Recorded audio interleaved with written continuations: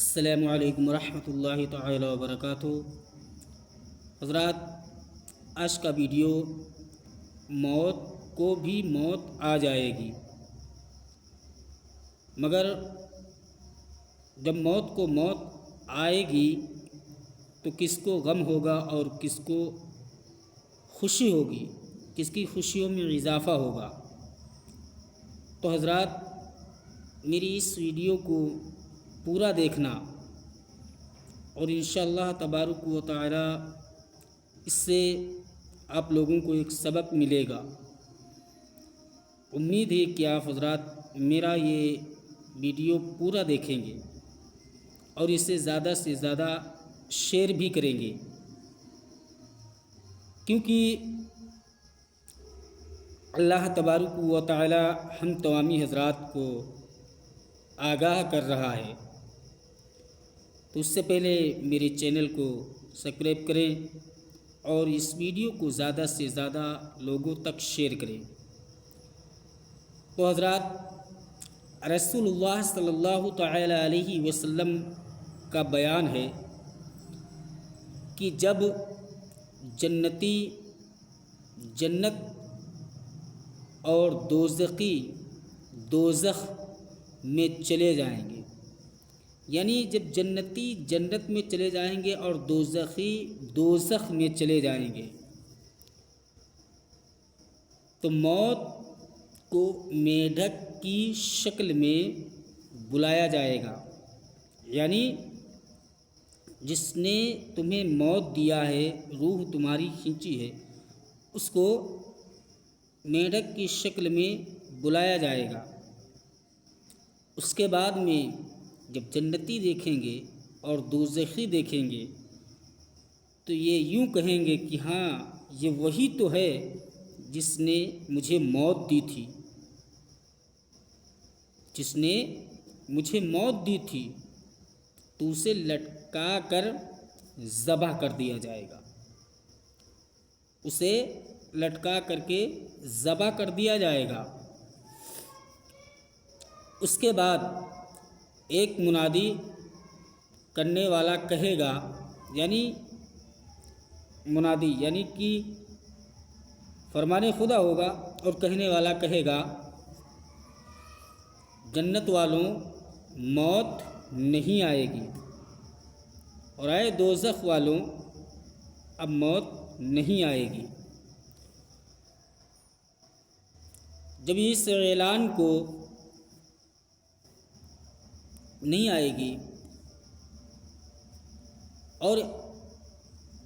جب دوزخ والوں سے کہا جائے گا، جنتی والوں سے کہا جائے گا کہ اب تمہیں موت نہیں آئے گی، اس اعلان سے اہل جنت کی خوشیوں میں مزید اضافہ ہوگا، کیونکہ وہ بہت خوش ہو جائیں گے کہ الحمدللہ جنت جیسی شیئر کرنے کو ملی، مجھے جنت مل گئی ہے، میں اب ہمیشہ جنت میں رہوں گا۔ تو دوزخ والوں کے غم میں مزید غم کا اضافہ ہوگا، یعنی دوزخ والے غم کریں گے اور ان کے غم میں اور اضافہ ہو جائے گا، اور زیادہ انہیں غم ہو جائے گا، اور وہ سوچیں گے کہ کاش کہ اگر میں اللہ تبارک و تعالی کی عبادت کر لیتا، نبی کریم صلی اللہ تعالی علیہ وسلم سے محبت کر لیتا، نبی کی سنتوں پر عمل کر لیتا، اللہ تبارک و تعالی کے گھر میں آ کر کے سجدہ کر لیتا، نماز کر لیتا، ذکر رسول خدا کر لیتا، تو آج مجھے بھی خوشی ہوتی، میری بھی خوشیوں میں اضافہ ہوتا، مزید اضافہ ہوتا۔ اب کیا ہوگا؟ تو حضرات، اللہ تعالی سے توبہ کرو اور دعا مانگو کہ اللہ پاک ہم سب کی بخشش فرمائے اور ہم تمامی حضرات کو اہدنا الصراط المستقیم پر چلنے کی توفیق عطا فرمائے۔ ہم لوگوں سے اللہ تبارک و تعالی نماز پڑھنے کی توفیقیں عطا فرمائے، اللہ ہم لوگوں کے سجدوں کو اپنی بارگاہ میں قبول فرمائے۔ تو حضرات، نماز پڑھو، اللہ تبارک و تعالی اور اس کے پیارے محبوب سے محبت کرو، انشاءاللہ تبارک و تعالی تم یہاں بھی کامیاب رہو گے اور بروز محشر میں بھی کامیابی کی منزل ملے گی۔ حضرات، جب بندہ مومن نماز کے لیے آتا ہے، مسجد میں یا گھر پہ نماز پڑھتا ہے، اس کے بعد میں جب ہاتھوں کے اوپر اللہ تبارک و تعالی کا ذکر کرتا ہے، یعنی کہ ذکر کرتا ہے سبحان اللہ الحمدللہ کا جب ورد کرتا ہے، ان انگلیوں کے اوپر ایک ایک پور کے اوپر،